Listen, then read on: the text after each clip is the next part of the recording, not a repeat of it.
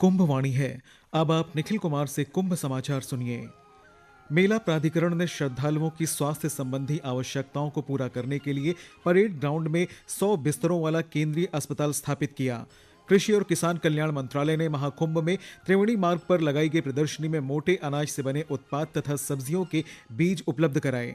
राष्ट्रीय आपदा प्रबंधन प्राधिकरण ने मेला क्षेत्र में प्रदर्शनी के माध्यम से लोगों को जीवन रक्षक तकनीकों और उपकरणों की जानकारी दी और महाकुंभ के सबसे बड़े तथा महत्वपूर्ण स्नान पर्व मौनी अमावस्या की आयोजन के लिए तैयारियां तेज हुईं। महाकुंभ में आने वाले श्रद्धालुओं और तीर्थयात्रियों का बेहतर स्वास्थ्य सुनिश्चित करने के लिए सरकार ने विशेष चिकित्सा सुविधाएं उपलब्ध कराई हैं। हमारे संवाददाता ने बताया कि मेला प्राधिकरण ने श्रद्धालुओं की स्वास्थ्य संबंधी जरूरतों को पूरा करने के लिए परेड ग्राउंड में 100 बिस्तरों वाला केंद्रीय अस्पताल स्थापित किया है। महाकुंभ 2025 के दौरान श्रद्धालुओं की सुरक्षा सुनिश्चित करने के साथ साथ सरकार ने चिकित्सा सुविधाओं को भी उच्च प्राथमिकता दी है। केंद्रीय अस्पताल के अलावा संक्रामक रोगों के प्रबंधन के लिए मेला क्षेत्र में 2 समर्पित अस्पताल भी स्थापित किए गए हैं ताकि देश विदेश से आने वाले श्रद्धालुओं की स्वास्थ्य सुरक्षा सुनिश्चित की जा सके। आकाशवाणी समाचार से बातचीत में केंद्रीय अस्पताल के नोडल अधिकारी डॉक्टर गौरव दुबे ने बताया कि अस्पताल में पुरुषों, महिलाओं और बच्चों के लिए अलग अलग वार्ड हैं, साथ ही ICU और आपातकालीन सुविधाएं भी उपलब्ध हैं। ये 100 बेड का केंद्रीय चिकित्सालय है जिसमें 45 बेड पुरुषों के लिए, 40 बेड महिलाओं के लिए आरक्षित है, 5 बेड का हमारा पीडियाट्रिक वार्ड है बच्चों के लिए, 10 बेड का ICU है, लेबर रूम है, माइनर और मेजर OT की फैसिलिटी हमारे पास। हम बड़ी सर्जरीज भी कर सकते हैं, छोटी भी कर सकते हैं। इसके अलावा हमारे पास डिफरेंट कैटेगरी के स्पेशलिस्ट हैं, इसमें पीडियाट्रिशियन है, गायनेकोलॉजिस्ट हैं, ऑर्थोपेडिशियंस हैं, चेस्ट फिजिशियन है और ऑप्थेल्मोलॉजिस्ट हैं। इस तरह से गायनेकोलॉजिस्ट हैं, इस तरह से डॉक्टर्स हमारे पास अवेलेबल है। मेला क्षेत्र के विभिन्न क्षेत्रों में 20-20 बेड की क्षमता वाले 8 छोटे अस्पताल भी संचालित हैं। अस्पतालों में दी जाने वाली सभी चिकित्सा सेवाएं निःशुल्क हैं। आनंद कुमार, आकाशवाणी समाचार, प्रयागराज। महाकुंभ में अन्न के भंडारे खुले हुए हैं और प्रसाद पाने के लिए कतारें लगी नजर आती हैं। 4000 हेक्टेयर के धर्म क्षेत्र में भक्तों को निःशुल्क भोजन सेवा देने वाले 500 से अधिक अन्न क्षेत्र चल रहे हैं। हर रोज संस्थाएं लोगों को मुफ्त में भरपेट भोजन करा रही हैं और सैकड़ों स्वयंसेवक इस सेवा में लगे हुए हैं। प्रतिदिन लाखों की संख्या में लोग त्रिवेणी संगम में स्नान करने के लिए पहुंच रहे हैं। बात करते हैं मेला क्षेत्र में मौजूद हमारे संवाददाता से। क्या जानकारी वहां की? ये अगर हम बात करें आज के दिन की जो है तो आज सुबह से जिस तरह से मौसम खुला, मौसम साफ हुआ, तो श्रद्धालुओं की संख्या निरंतर कुंभ मेला क्षेत्र में देखी जा रही है और अभी तक जो 10 लाख से अधिक श्रद्धालुओं ने पवित्र संगम में डुबकी लगाई है। वहीं जो पूरे धर्म क्षेत्र, ये पूरा महाकुंभ मेला क्षेत्र, जो आचार्य आए हुए हैं, जो धर्माचार्य है, उनके द्वारा जो कथा कही जा रही है, उससे प्रवचन हो रहे हैं। उसमें जो कल्पवासी है उनके शिविरों में जाकर प्रवचन का लाभ ले रहे हैं। इसके अलावा जो अन्य क्षेत्र जो खुले हुए हैं, जगह जगह पर जो निःशुल्क भोजन की जो व्यवस्थाएं की गई हैं, दूर दूर से आए श्रद्धालु उसको प्रसाद को लेकर के अपनी भूख भी मिटा रहे हैं। जी, श्रद्धालुओं में इन व्यवस्थाओं को लेकर कैसा उत्साह देखा जा रहा? बिल्कुल, अगर हम कहें कि जिस तरह से यहाँ पर मेला प्रशासन के द्वारा जो व्यवस्थाएं की गई है, संगम क्षेत्र में भी जिस तरह से पूरा साफ सफाई, वहाँ पे श्रद्धालु स्नान करके उस रेती पर बैठकर उन्हें सुकून महसूस कर रहे हो। आवागमन के लिए जो मार्ग निर्धारित किए गए हैं, साइनेज लगाए गए हैं, वो आसानी से कहीं भी पहुंच पा रहे हैं। तो बातचीत में भी श्रद्धालुओं ने बताया कि जो भी व्यवस्थाएं उससे बहुत खुश हैं। इस तरह की व्यवस्थाएं उन्हें फिर कभी नहीं देखने को मिली थी। जी, बहुत बहुत धन्यवाद आपका। दिल्ली से आई एक श्रद्धालु ने बताया कि इस बार महाकुंभ के लिए युवाओं में काफी उत्साह है। उन्होंने महाकुंभ के सुव्यवस्थित आयोजन के लिए उत्तर प्रदेश सरकार और प्रशासन की सराहना की। मेरा नाम पावनी मोदी है और मैं दिल्ली से आई हूँ। और माना जाता है कि कुंभ है, धार्मिक स्थल है, तो केवल बड़े बुजुर्ग आएंगे, लेकिन मैं एज अ यंगस्टर यहाँ पर आई हूँ और बहुत ज्यादा कनेक्टेड फील कर पा रही हूँ।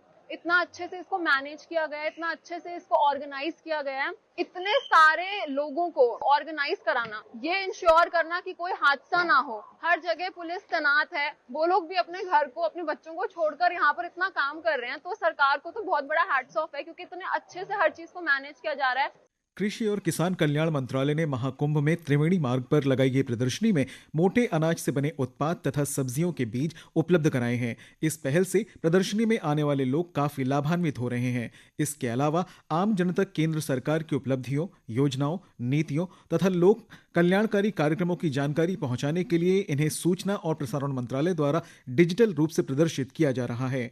पंडाल में राष्ट्रीय आपदा प्रबंधन प्राधिकरण, प्रधानमंत्री इंटर्नशिप योजना के साथ ही प्रकाशन विभाग के भी स्टॉल लगाए गए हैं। प्रदर्शनी 26 फरवरी 2025 तक आम जन के लिए निःशुल्क खुली हुई है।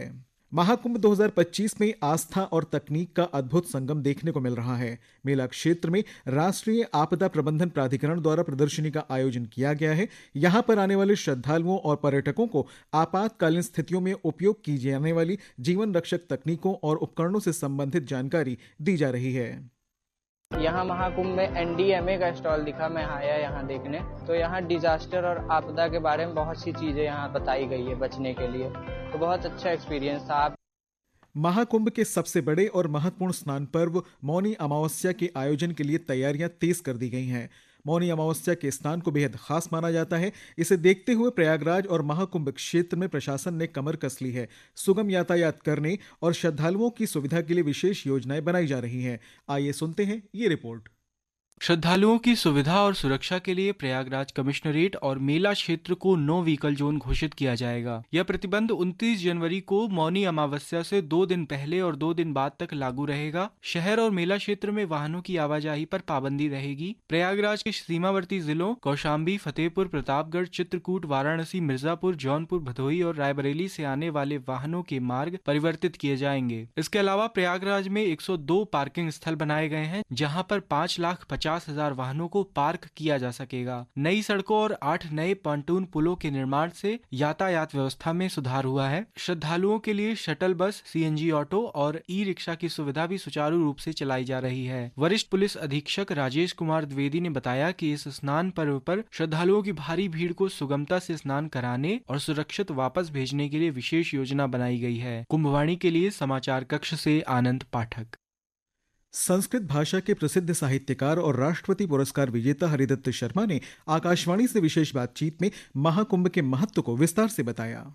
यह आध्यात्मिकता और वैज्ञानिकता का अद्भुत संगम है। जैसे यहाँ केवल गंगा और यमुना नदियों का ही संगम नहीं होता, अपितु विविध प्रकार की संस्कृतियों का, आध्यात्मिकता और वैज्ञानिकता का, विविध प्रकार की विचारधाराओं का, मतमतांतरों का, विभिन्न धर्मों के संप्रदायों का संगम होता है। ये संगम ही भारतीय संस्कृति की बहुत बड़ी विशेषता है, जो इतनी वैविध्यपूर्ण है, जो इतनी अनेकतामयी है और उस अनेकता में एकता। सब एक ओर जा रहे हैं। जैसे जितने स्नानार्थी हैं, जो करोड़ों की संख्या में, एक संगम जो क्षेत्र है जहाँ गंगा यमुना का मिलन हो रहा है, बस उस पवित्र स्थान पर स्नान करने के लिए जाते हैं। उसी तरह समस्त धर्मों, पंथों, मठों और विविध संप्रदायों के मार्ग भी एक ही ओर जाते हैं। वो एक संस्कृति है, वो एकात्मता, वो समवाय, वो सर्वसमावेशी जो संस्कृति है भारत की,